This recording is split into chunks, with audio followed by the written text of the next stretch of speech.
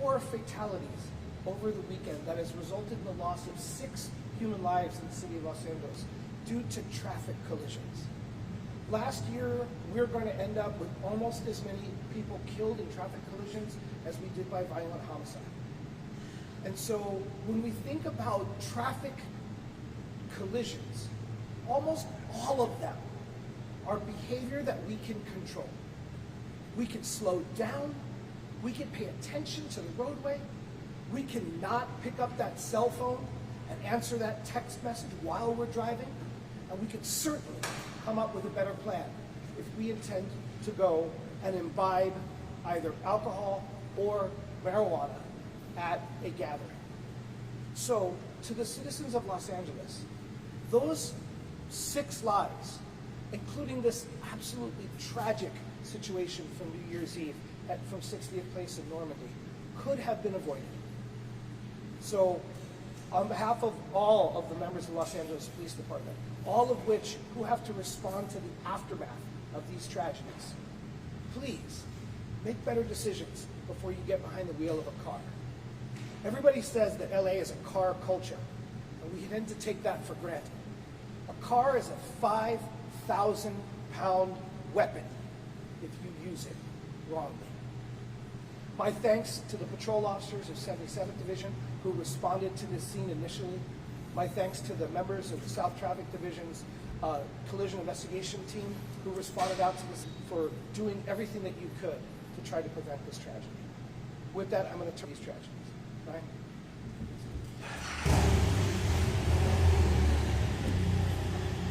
All right, good afternoon. Oh, at least he waited for you to go. Good afternoon. I'm Detective Ryan Moreno, R-Y-A-N-M-O-R-E-N-O. I'm here at South Traffic Detectives. So, as you guys know, we're here New Year's Eve. Just to give you some quick backstory real quick, probably an hour before midnight, we're sitting here and kind of just waiting for this past year to get over with because it was a pretty bad year for us back here. A lot of the collisions that happened, a lot of loss of life this past 2023. And an hour later, here we go again. And I want to say, so I get the call and respond, my team, to this scene over here at 60th and Normandy. And mind you, we have another team going to another collision, a fatality that happened 20 minutes prior to that down in the Harbor Gateway on 247 Place and Western, where a pedestrian was hit and run by several vehicles. So we get to the scene here. What happened was there was a young male, approximately 22 years old, was driving a white Chevy Tahoe. He was involved in a collision over near Normandy and Gage. As a result of that collision, this individual decided to take off. So it was a hit and run. One of the participants in that collision that was struck gave chase, basically, of this person, trying to contact, I believe, 911 and call in what had happened. And it's believed that they were trying to get identified numbers of this car, the plate, what have you. So as some of these videos are surfacing, you guys are probably seen some of them on social media. The white Tahoe is driving pretty reckless around the neighborhood over there in the Normandy Gage area. At some point, both vehicles end up on 60th Place, traveling westbound. They're going at the Tahoe's going at a extremely high rate of speed in the residential. As he approaches the stop sign, he continued with his speed and blew right through the stop sign westbound at Normandy. Unfortunately, the family of 4 was traveling southbound at that time in a smaller sedan, and they were struck on the driver's side, basically T-boned. The collision was so violent and so much force that it sent that vehicle onto the southwest corner of 60th Place in Normandy, knocking over the street sign, the fence, and basically ended up coming to rest just near like a dumpster in a parking lot too. I believe it's like a lumber or utility store. Pretty much at that point, some good Samaritans that happened to be right there in the area that actually heard the collision, and which described by most of them as it sounded like an explosion, went into action and tried to help and do what they could.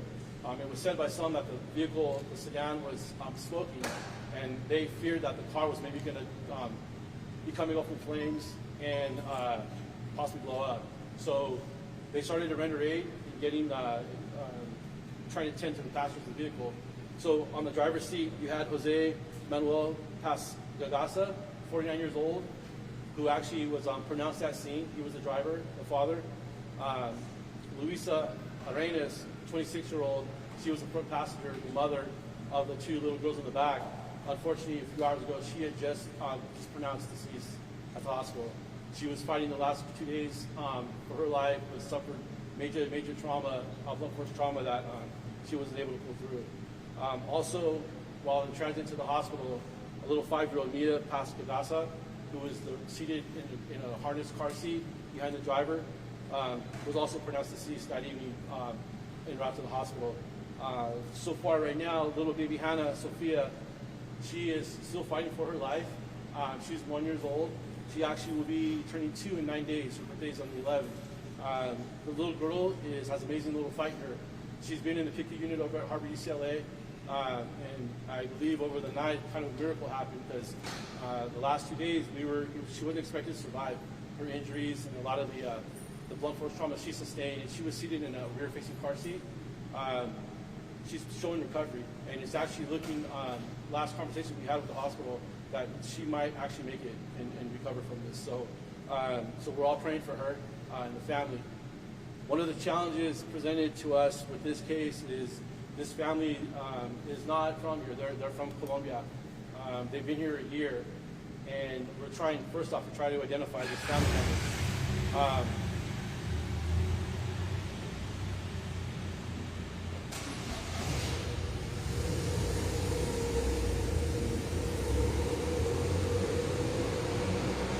So it's been challenging the last day or so trying to identify the family. Luckily, yesterday we were able to reach out some friends of the family who are also from Colombia. Got us in contact with the family of Mr. Jose Manuel, who they're from Bogota, Colombia. So that kind of started the ball rolling. We're trying to identify everybody here in this family. The other issue is there's really no family here right now in the U.S. because if baby Hannah survives and recovers from this, that's one of the issues is who's going to tend to her and take care of her. We don't know the outcome yet as far as what kind of, if she does get released from the hospital, what kind of struggle she can have ahead of her, what kind of fight she's going to have, therapy and those kind of issues. So that's all in the works right now. But the good news is that we've actually started making contact with a lot more family, extended family of this family that suffered this tragic loss. So like I said, we're still working on that. The suspect behind this, like I said, young 22-year-old, basically has no record for the most part, and we're still trying to figure out why he decided to do what he did that day and drive like that. It's believed that there was alcohol was in play in this, but it's still like our chief said right now, like Chief Graham just mentioned, there's no reason that most of these accidents happen because of speed. That first collision that happened was pretty minor from what I understand. You could have just stopped and stayed there and exchange information, do whatever. There's no need to drive like he was throughout the neighborhood and city, and then with this thing happening and colliding with somebody. So we right now are still gathering more video and working on different things, interviewing additional witnesses as the case is being put together. But we are already in contact with the district attorney's office, and looking like this case is definitely going to be a strong. This guy's actually looking at murder. The way he did, the way he was driving, from all the witness accounts, he's really this is basically murder. You can't drive to kind of speed limit through city streets, running red lights and stop signs just because you feel like it or you're trying to get away from a crime you committed. So we're going to see to it here. My team, our guys here, detectives, that we charge this guy to the fullest extent that we can the law. So yeah, that being said, but I know. So right now, do you guys have questions? Do we know the name of the suspect and what's his nationality? The suspect is a male Hispanic. His name is Isaac Jordan Kahari, and he's 22 years old, of Los Angeles. What nationality? He's Hispanic. I'm not sure. Okay. Yeah. Ryan, So, at this point, I know the DA still has to put together the information. What are we looking at the total number of counts against what are they treating for reckless, particular homicide?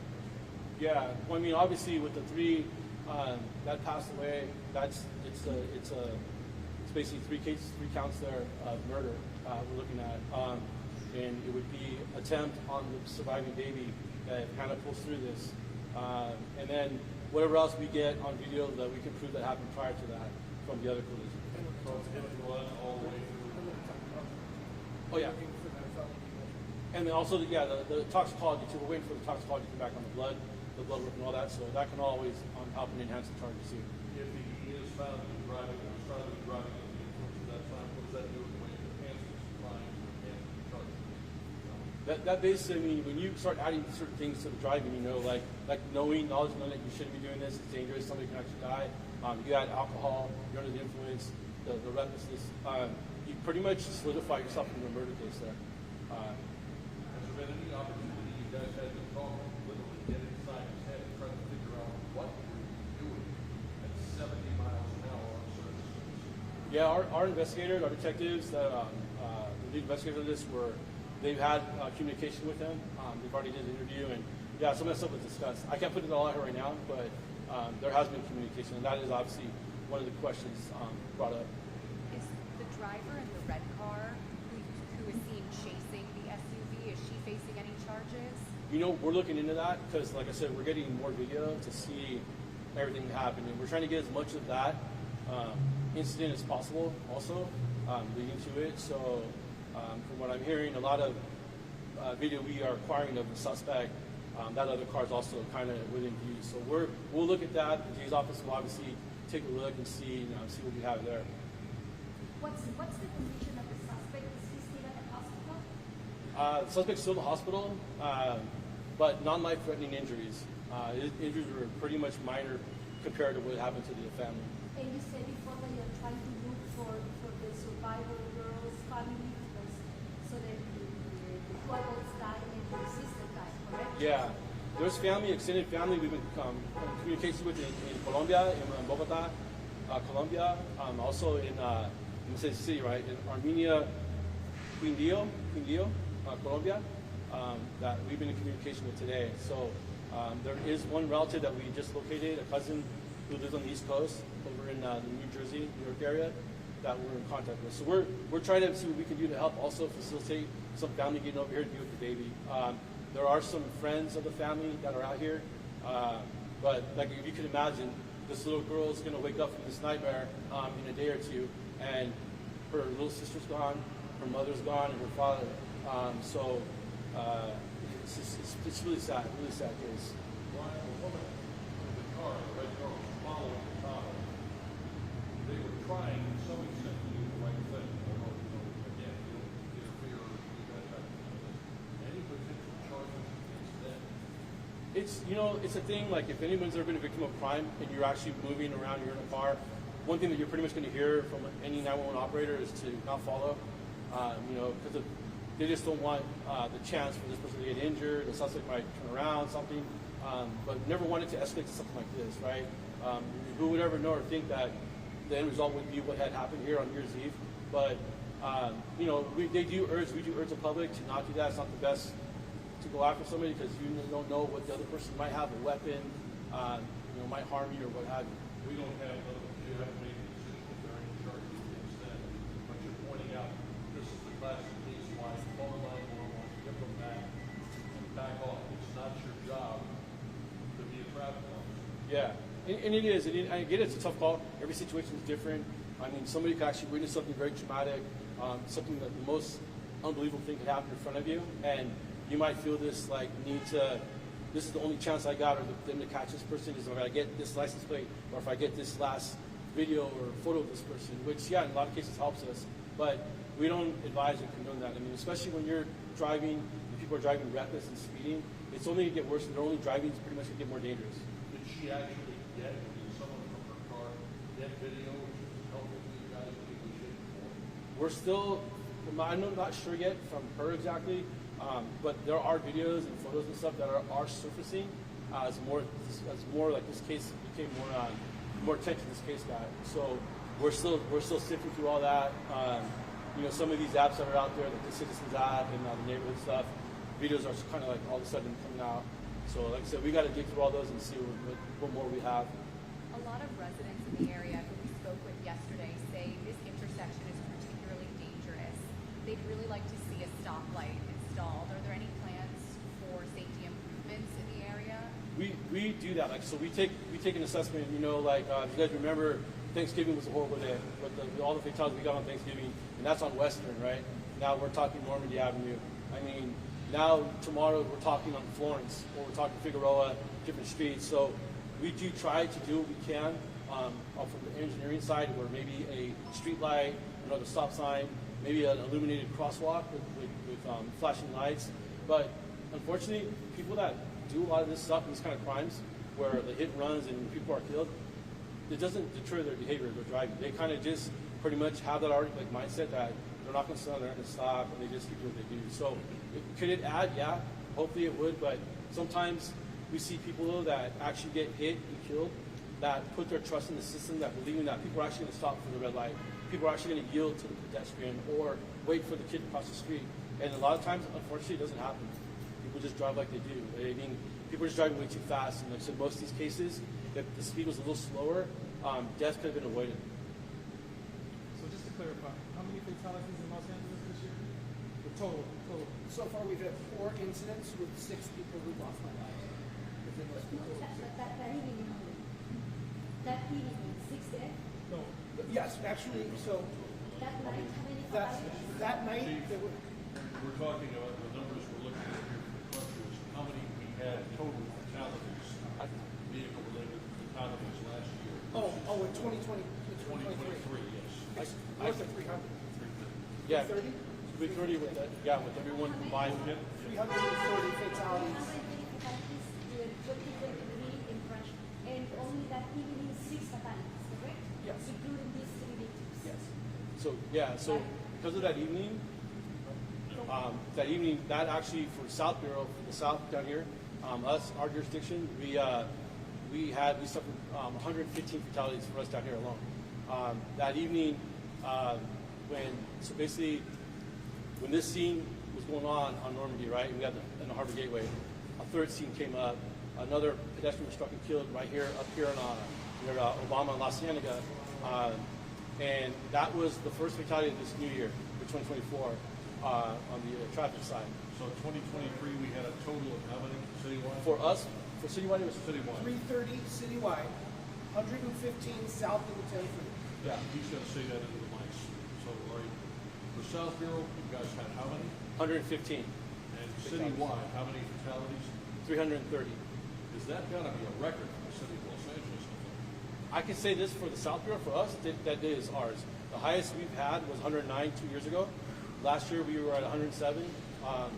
And yeah, it is unfortunately gone up. So, but you know, again, the common denominator is a lot of these speed. And you tell people, you know, you also have to get on the defensive too. If you're a pedestrian, you're out there walking, you're near anywhere, you know, you could be by USC, in the downtown area, in the valley, anywhere. You got to really take your life in your own hands and be a little more careful, be a little more safe, and make sure, because there's a lot of people driving fast these days, and you just never know. GYHOOP, get your head out of your phone. Yeah, that too. I apologize. Can you Yes. have your Spanish spokesperson if you're so kind? Yeah, absolutely. Do you guys have any other questions? We're good. We're Okay, good. Thank you. guys. Appreciate it. Yeah. You can do it in Spanish too.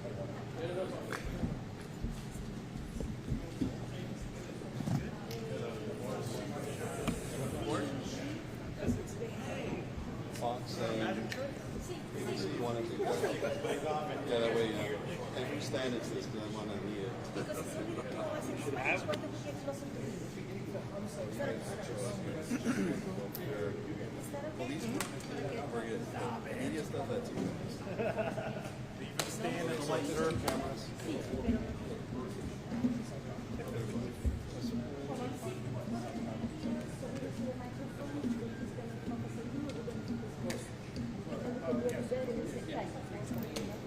I'll talk to you.